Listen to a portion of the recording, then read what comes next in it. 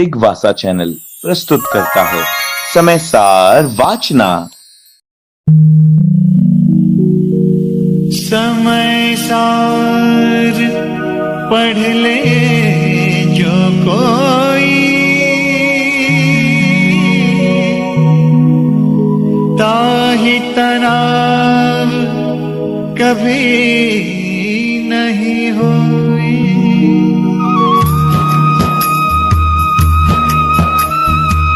शासन नायक श्री वर्धमान महावीर भगवान की, परम पूज्य आचार्य भगवान श्री कुंद कुंद स्वामी मुनि महाराज की, परम पूज्य चारित्र चक्रवर्ती आचार्य भगवान श्री शांति सागर जी मुनि महाराज की, परम पूज्य सिद्धांत चक्रवर्ती आचार्य भगवान गुरुदेव श्री विद्या महाराज की, आचार्य संघ की जैनम जयतु शासनम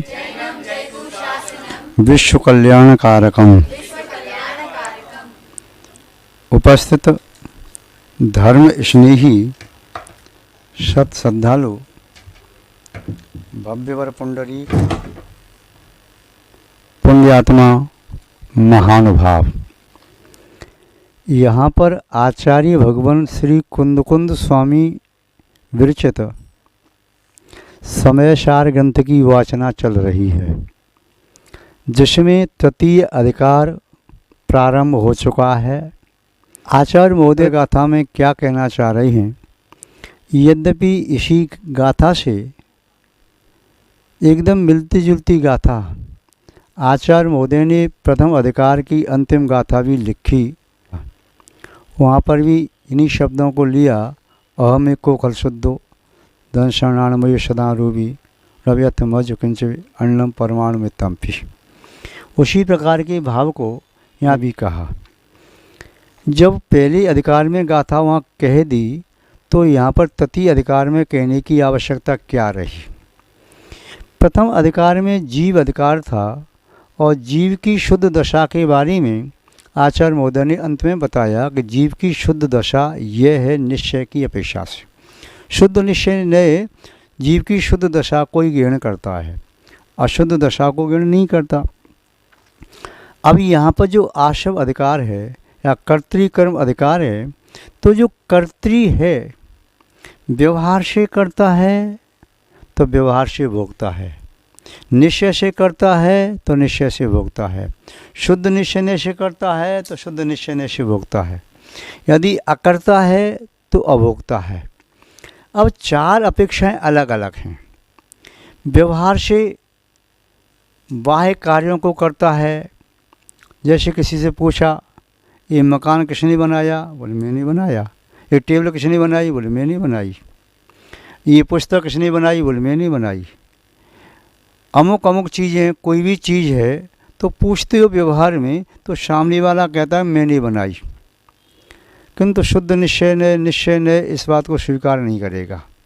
वह कहेगा पुद्गल पुद्गल है, आप जीव हो, जीव पुद्गल का एक परमाणु भी नहीं बना सकता, और अनंत परमाणु मिलकर के भी जीव को नहीं बना सकते। जीव जीव है, पुद्गल पुद्गल है, किंतु फिर भी व्यवहार में कहा जा रहा है जीव ने ऐसा काम किया। जीव ने जो भी बाह्य काम किया, बाह्य वस्तु एकदम पृथक है। जब कहा जाता है शरीर भी मेरा नहीं है, शरीर से पृथक वस्तु दिखाई देने वाली में तो बिल्कुल पृथक वस्तुएं हैं, उन्हें जीव अपना कैसे कह सकता है।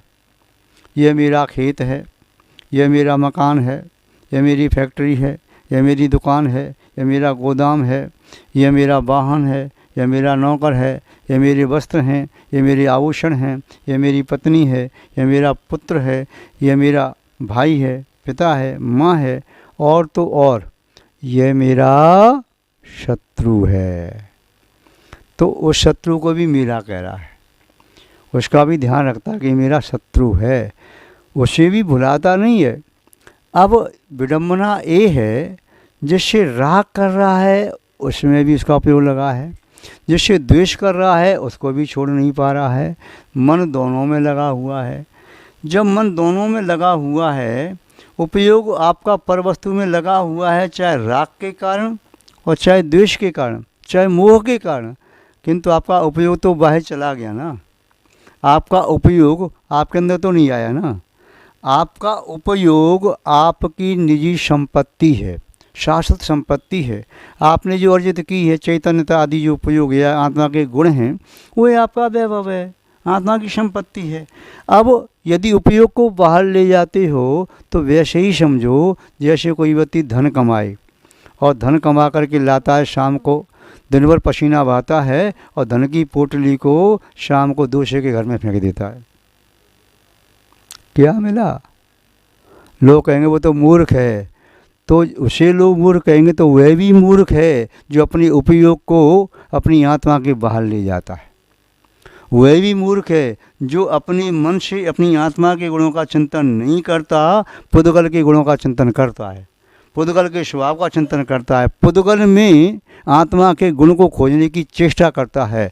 पुद्गल का स्वभाव है पूर्ण और गलन। पुद्गल कभी परमाणु रूप में होता है, कभी स्कंद रूप में। पुद्गल में कभी भी किसी भी काल में किसी भी क्षेत्र में चैतन्यता के गुण नहीं आ सकते, और चैतन्यता जहाँ है उसमें पुद्गल के गुण नहीं आ सकते।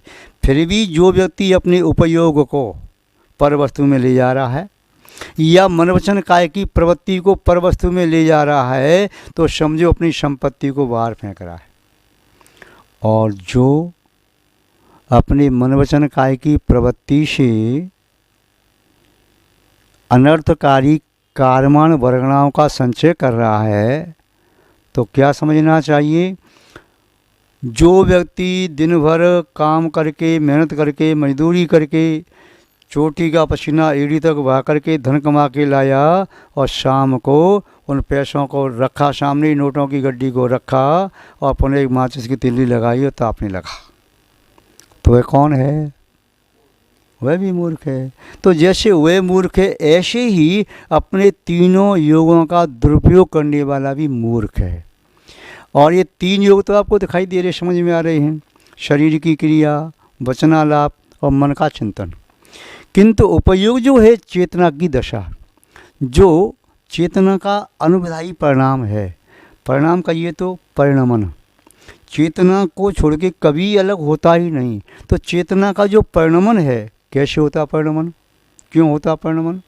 वे निमित्त वशात चैतन्यानुविधायी परिणाम उपयोगा। चेतना का अनुविधायी परिणाम जो चेतना से कभी अलग न हो, अविनाभावी परिणाम, परिणमन ही उपयोग है। उस उपयोग को पर वस्तु में नहीं ले जाना, उस उपयोग को अपने अंदर ले जाओ। जैसे कोई व्यक्ति दुग्ध पान करके, घृत पान करके, रस पान करके या अमृतोपमा औषधि पान करके या अमृत के कुंड में से अमृत को पी करके वह अंदर पेट में नहीं ले जाता है, बाहर जा कर के वमन कर देता है, तो उसका वह पान करना सार्थक होगा क्या? नहीं होगा। ऐसे ही जो प्राणी, जो जीव अपने उपयोग को, जिस उपयोग के माध्यम से आत्मा के गुणों का अनुभव किया जा सकता है, उसी उपयोग को बाहर ले जा कर के मानो विषपान कर रहा है। या उपयोग को बाहर ले जाना अपने बाहर के गुण, वैभव, संपत्ति को बाहर फेंक रहा है। तो यहाँ पर आचार्य महोदय कह रही कि व्यवहार की अपेक्षा से जीव पुद्गल का करता है तो पुद्गल का भोक्ता भी है। किसे पूछा क्या सेवन किया, क्या भोग किया?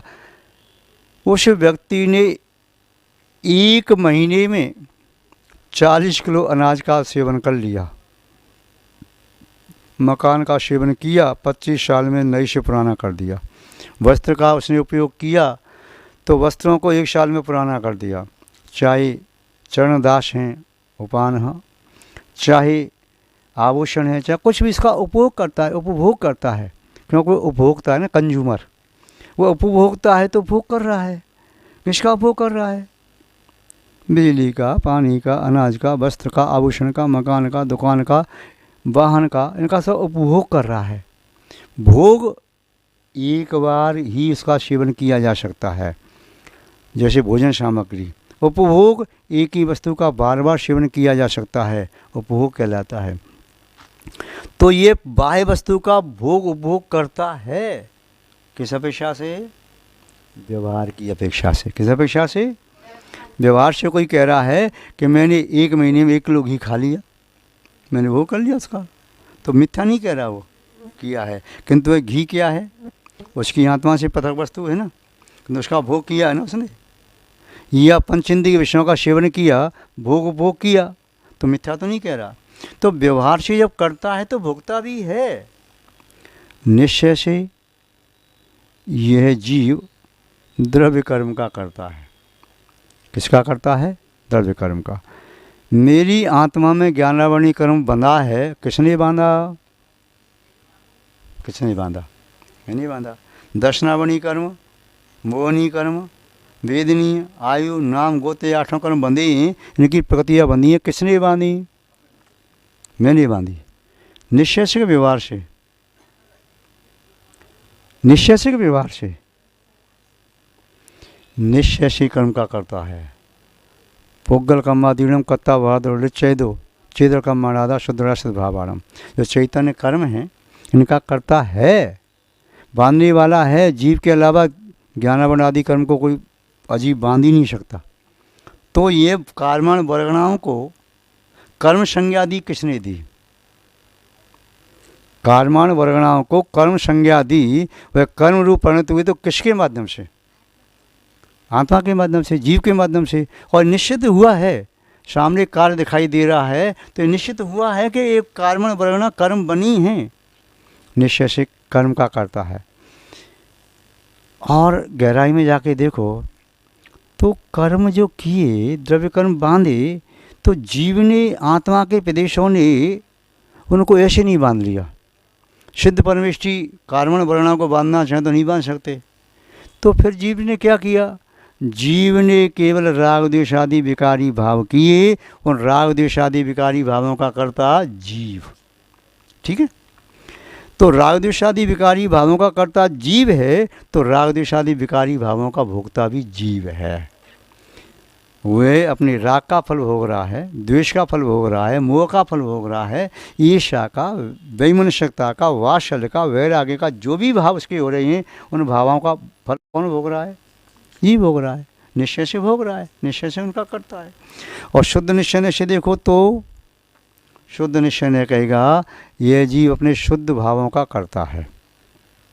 जो शुद्ध भाव होते हैं, कर्मों से रहित अवस्था जीव की जब होती है तो शुद्ध भाव जो भी हो रहे हैं, परिणाम आत्मा में हो रहा है, कूटस्थ तो नहीं है। तो जो जीव के परिणाम हो रहे हैं, उन परिणामों का कर्ता कौन है? उन शुद्ध भावों का कर्ता शुद्ध जीव है। तो उन शुद्ध जीव के द्वारा शुद्ध भाव किए जा रहे हैं, उन शुद्ध भावों के फलों का भोक्ता कौन है? वही शुद्ध जीव है। जो करता है वही भोक्ता। यह करोति सा करता, और यह करता सा ये भोक्ता। जो करता है उसे करता कहलाता करने वाला, और जो करने वाला है नियम से वही भोक्ता होता है। ऐसा नहीं मेरी करने का फल आप भोग लो, आपकी करने का फल मैं भोग लूँ, ऐसा नहीं होता। और शुद्ध निश्चय में जा कर के देखोगे तो कहोगे कौन करता कौन भोगता? आत्मा तो कर्तृत्व पने से, भोक्तृत्व पने सबसे रहित है। क्योंकि आत्मा क्या है? जो है सो है। शब्दों में कह नहीं सकते। शब्दों में कह रही भी अशुद्ध निश्चय का आप आशा लेके कह रहे हो, शुद्ध निश्चय से नहीं कह सकते। यहाँ पर आचार्य महोदय क्या समझा रहे हैं? इसी बात को अपने दृढ़ कर रही हैं जब आशव की बात कही पूर्व गाथाओं में कि आत्मा के स्वभाव को जान लो, आशव के स्वभाव को जान लो। दोनों स्वभावों को जान करके आशव को अपना शत्रु मानते हुए उससे बच जाओ। कर्मण वर्गणाएँ आप पर अटैक कर रही हैं, आशव के माध्यम से भी आपके पास वे वर्गणा जो आ रही हैं, समझो तीर आ रहे हैं। वह धनुधर बैठा है दूर और आपके पास नहीं आया, उसने तीर छोड़ दिया और निशाना लगा के तीर छोड़ा, सीधा लगा, उसे घायल कर दिया। पुद्गल आपका विषय नहीं कर पा रहा है, किंतु आपने राग द्वेष आदि किया, आपने उसको कहा, किसी शत्रु को ललकारा, अपशब्द का अपमान किया, उसने कहा अच्छा तेरी इतनी हिम्मत, तो आप कह रहे हो तेरी हिम्मत है तो आजा मेरे सामने। तो ठीक है, सामने नहीं आ रहा, लेकिन दूर से उसने वार कर दिया, तीर चलाया और घायल हो गए। तो ऐसे ही ये पुद्गल वार करता है, आत्मा पर वार करता है। कर्मण वर्णा आती हैं, और कर्मण वर्णा क्या है? कर्मण वर्गणाएँ जो कर्म बनने वाली हैं वो स्लो पॉइजन है। कैसे? वे कर्म बन गए, यानी आपने उस जहर को पी लिया। तत्काल में नहीं मरेगा व्यक्ति, धीमे धीमे कर्म का फल भोगता जा, मरता जा। तो ऐसे ही ये कार्माण वर्णाएं जब कर्म बन जाती हैं तो ये श्लोक भोजन की तरह से आत्मा को नष्ट करती हैं, आत्मा का खात्मा निकाल देती। महान भाव। तो आज सबको कहा। अब पुनः आचार्य महाराज कह रहे हैं कि भाई आत्मा के स्वरूप को भूल नहीं जाना, बार बार स्मरण करा रहे हैं। जैसे कोई बेटा जाता है बाहर, माँ ने कहा बेटा ध्यान रखना, जा तो रहा है तू, शिखा जी जा रहा है, ध्यान रखना, ट्रेन में कोई जीव वगैरह न कट जाए, अपना सामान रखना, निगाह में रखना, गिनती करके ले जा। ठीक है माँ। फिर तैयार हो गया, नहा धो करके ड्रेस पहन के जाने लगा, बेटा ध्यान रखना। फिर वह जब बाहर उसे छोड़ने तक गए, स्टैंड तक, बेटा ध्यान रखना अच्छे सावधानी से। जब वह रास्ते में जा रहा है, फ़ोन किया, बेटा ठीक हो ना, ध्यान रखना। जब शिखर जी पहुँच गया, बेटा ध्यान रखना। अब एक बात को 10 बार क्यों कहा माने? क्यों कहा? क्योंकि कहीं विस्मृत न हो जाए, इसलिए बार बार याद दिलाना ज़रूरी है। आत्मा के स्वरूप को ये बार बार क्यों बता रहे हैं? अनादिकाल से हमने आत्मा को बिसरा दिया है, विस्मरण कर दिया है, इसलिए बार बार कह रहे हैं तुम तो जीव हो, जीव, अजीव नहीं हो, पुद्गल नहीं हो। और कैसे जीव हो? तो आचार्य महोदय बता रही हैं गाथा में कि तुम्हारा स्वरूप क्या है। उन्हीं के शब्दों में देखें, अहम एको खल शुद्धो यडिम्बो राणदंसन समग्गो तम मीठिदो तच्चित्तो सभ्य एदे खयम रेमी। एक ही शब्द का अर्थ देखते हैं। अहम एक को, मैं एक हूँ, मैं एक हूँ, मैं एक था, मैं एक ही रहूँगा। ऐसा नहीं है कि मेरी आत्मा कभी 2 भाग में बट जाए, एक भाग में, दूसरा भाग मेरी पत्नी। उसे कहते हैं अर्धांगिनी। क्या कहते? अंग माने शरीर और अंगी माने आत्मा, उसको अंगिनी कह दो। तो आत्मा अर्धांगिनी कह करके ये ना कहो कि मेरी पत्नी मेरी आदि आत्मा है, दोनों मिलकर के पूरी आत्मा हो जाए, ऐसा नहीं होता। और ऐसा भी नहीं होता कि 2 आत्मा है, मेरी पत्नी की आत्मा और मेरी आत्मा, दोनों आत्मा मिलकर के एक हो जाए, ये भी नहीं होता। अर्धांगिनी कहा जाता है व्यवहार में, अर्धांगिनी है नहीं, व्यवहार की भाषा है। तो यहाँ कह रहे हैं अहम एक को, मैं एक था, हूँ, रहूँगा। केवल देखने के लिए नहीं, कर्तृकर्म अधिकार चल रहा है तो कर्म करने के लिए मैं एक हूँ। मैं अकेला ही अपना करता हूँ, अकेला ही मैं भोगता हूँ, दूसरा नहीं। एक को करेदि कम्मम, एक को हिंडद दिय संसारे, एक को जायद मरदी तस्य फलम भुंजदे। एक को, एक ही कर्म करता है, एक ही फल भोगता है, अकेला संसार परिवहन करता है, अकेला ही ये कर्मों को क्षय करके मोक्ष प्राप्त कर सकता है। ये अकेला ही आप पढ़ते हैं, जन्मे मरे अकेला चेतन, सुख दुख का भोगी, और किसी का क्या एक दिन ये देह जुदी होगी। कमला चलत न पेण जाए, मरघट तक परिवारा, अपने अपने सुख को रोवें पिता पुत्र दारा। जो मेले में पंथी जन मिल नीय फिरें धरते, ज्यों तरवर पर रेन बसेरा पंक्षी या करते।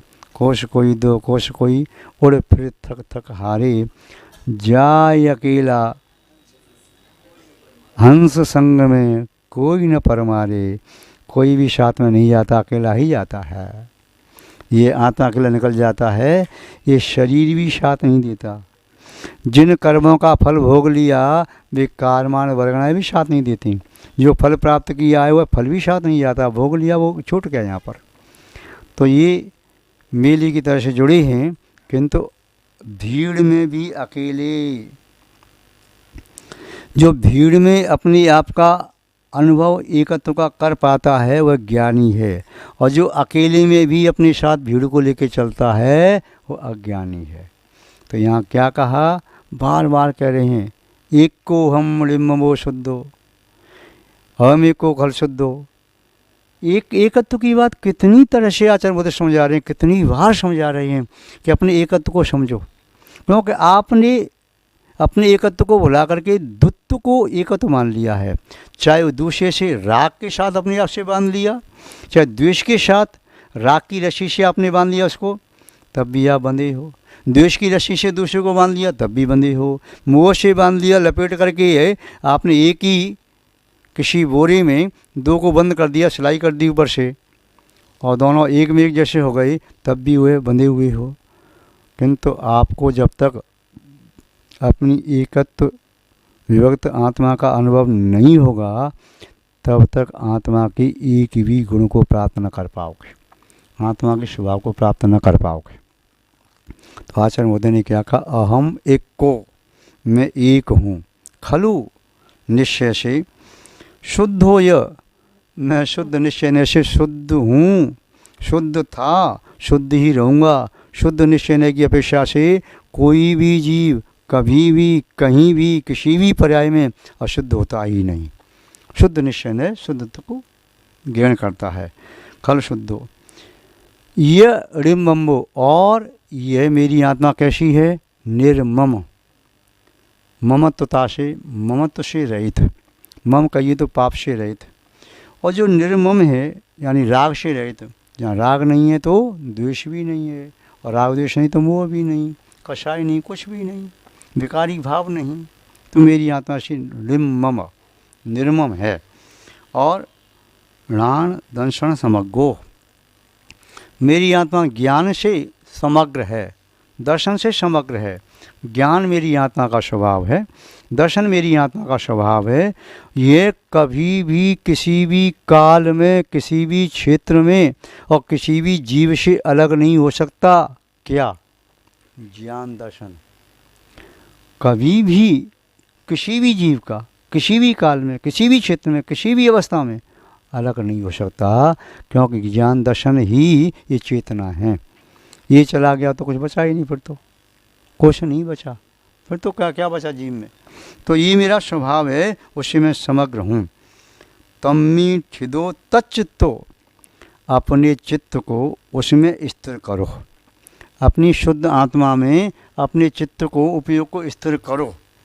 शब्द ईदे खयम रेमी, और सभी विकारी जो भाव हैं उनको खयम रेमी मैं क्षय करता हूँ। किसके माध्यम से? इस अवस्था को प्राप्त करके। इस अवस्था को प्राप्त कर लिया तो वह जीव अपने कर्मों को, अपने विकारी भावों को, राग द्वेष को क्षय करने में समर्थ होता है। तो आचार्य कुंद कुंज स्वामी कह रहे हैं, मैं इन शब्दों का आश्रय लेकर के मैं अपने शब्द ईदे खयम रेमी, मैं अपने सभी इन दुर्भावों को, कुभावों को, विभावों को क्षय करता हूँ।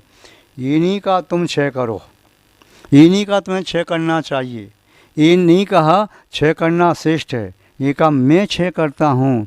जैसे विनय पाठ में आप पढ़ते हैं ना, क्या पढ़ते हैं? मैं बंधु जिन देव को करे अति निर्मल भाव, कर्म बंध के छेदने और न कछु उपाव। मैं बंधु, मैं वंदना करता हूँ किनकी? जिनदेव की। ये नहीं कहा कवि ने कि जिनदेव की वंदना तुम करो, जिनदेव की वंदना करना चाहिए, जिनदेव की वंदना करना अच्छा है, जिनदेव की वंदना लोग करते हैं, जो करेंगे, ऐसा बात नहीं कही। सीधा सीधा कहा कि मैं बंधु जिनदेव को। और फिर कैसे? करे अति निर्मल भाव, अपने परिणामों को अत्यंत निर्मल करके वंदना करता हूँ। भैया अति क्यों करो? अति सर्वत्र वर्जित, सदा अति वर्जनीय है सर्वत्र, किंतु अपवाद भी होते हैं।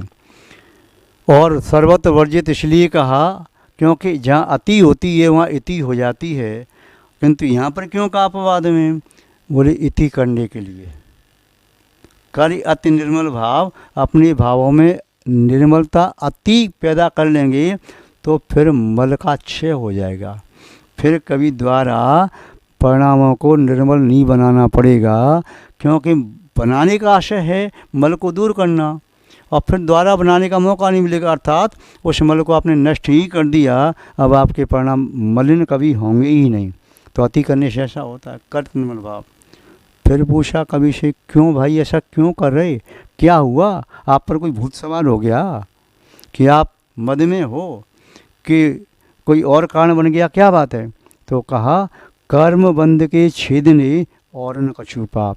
कर्मों के बंध का छेद करने के लिए कोई दूसरा उपाय है ही नहीं, इसीलिए मैं ऐसा कर रहा हूँ। कोई दूसरा उपाय होता तो अलग बात थी।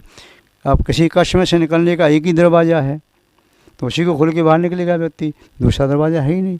ऐसे यहाँ पर कह रहे हैं कि मैं एक हूँ, निश्चय से मैं शुद्ध हूँ, और मैं निर्ममत्व हूँ, और ज्ञान दर्शन से समग्र हूँ। इस प्रकार का मैं हूँ, अपने चित्त को अपने चित्त में स्थिर करता हूँ, और इस प्रकार की प्रक्रिया से मैं अपने विवाह परिणामों का क्षय करता हूँ। क्या करता हूँ, रेमी खयम रेमी, क्षय करता हूँ, मैं करता हूँ। तुम करो ये नहीं कहा, करना से ये नहीं कहा, मैं करता हूँ। जब मैं क्षय करूँगा तो आपको भी यदि मेरी जैसी दशा प्राप्त करने की भावना है तो आप भी क्षय करोगे, ये कहना ही नहीं है। महापुरुष वह कहते कम हैं, स्वयं अपनी आचरण में लाते हैं। महापुरुषों का मौन उपदेश भी कार्यकारी होता है, महापुरुषों का प्रतिबिंब भी कार्यकारी होता है, महापुरुषों का छायाचित्र भी कार्यकारी होता है, महापुरुषों का चिंतन करना भी कार्यकारी होता है, महापुरुषों का तो नाम लेना भी पाप का क्षय करता है। इसलिए यहाँ कहा मैं ऐसा करता हूँ, इसलिए तो भी महापुरुष हैं, क्योंकि वे कर्मों का क्षय करते हैं, विवाहों का क्षय करते हैं, इसलिए महापुरुष हैं। यदि वे कहते देखो ये मेरी बस की तो नहीं है, पर तुम्हें ऐसा करना चाहिए।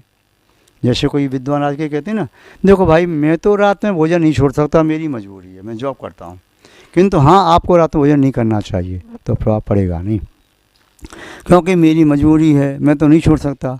तो श्रावक भी कहेगा मेरी भी मजबूरी है, मैं नहीं छोड़ सकता। फिर पंडित तो कहेगा हाँ ठीक कह रहे, आज ये पंचम काल है, पंचम काल में रात का भोजन कैसे छूट सकता है, असंभव है। पंचम काल में ऐसा कैसे हो सकता है कि जमीन को ना खाए और व्यक्ति जिए। पंचम काल में कैसे हो सकता है पानी छान के पिए, बार बार कैसे छानेगा। पंचम काल में ऐसा कैसे हो सकता है कि सब लोग आसव का पान कर रहे हैं, मदिरा का पान कर रहे, नशील पदार्थ का सेवन कर रहे हैं, और उसके बिना जीवन कैसे जिएगा। वो कहता है कि मुझे तो सब लोग ऐसे दिखाई देते हैं, उनके बीच में कैसे रहूं। किंतु जो व्यक्ति धर्मात्मा है वह क्या कहता है, मुझे तो संसार में सब जगह भले आदमी दिखाई दिए और वे त्याग किए हुए हैं, उनको देख करके मेरी त्याग की भावना और बनती है, मैं त्याग करता जा रहा हूँ, असंभव नहीं लगता। तो आज कुंदकुंड स्वामी ने क्या कहा, खयम रेमी शब्दे ईदे खयम रेमी, मैं इन सभी विभावों को विकारों का त्याग करता हूँ। ये आचार्य महोदय का भाव पकड़ में आया। संभव है आपके पकड़ में भी ये भाव आ रहा होगा। यदि आपकी समझ में आ रहा है तो इसका मुहुर्मुहु चिंतन करें, बार बार चिंतन करें। मैं भी इन विचारों का बार बार चिंतन करूँगा, मैं भी इनका भावों का निरंतर भावों की भावना भाऊँगा, और मैं भी उस दशा को प्राप्त करने का पुरुषार्थ करूँगा। मैं करूँगा तो कोई आप पर एहसान नहीं करूँगा, मैं करूँगा तो आप पर एहसान नहीं करूँगा, मैं करूँगा अपने कल्याण के लिए, अपने हित के लिए। और यदि आपको अच्छा लगे तो आप भी कर सकते हैं। जिस मार्ग पर मैं चल रहा हूँ वह मैं किसी पर एहसान जताने के लिए नहीं, किसी का कर्ज चुकाने के लिए नहीं, किसी को अपना बनाने के लिए नहीं कि मेरे अनुयायी बन जाएं। मैं इस मार्ग पर चल रहा हूँ तो अपनी आत्मा का हित करने के लिए। जिसे भी अपनी आत्मा का हित करना इष्ट हो तो वह खोजता खोजता यहाँ पर आ जाएगा।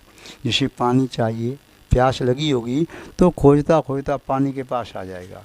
भूख लगी है तो भोजन खोज लेगा, ठंडी लग रही है तो उस पदार्थों का सेवन करेगा, खोज लेगा।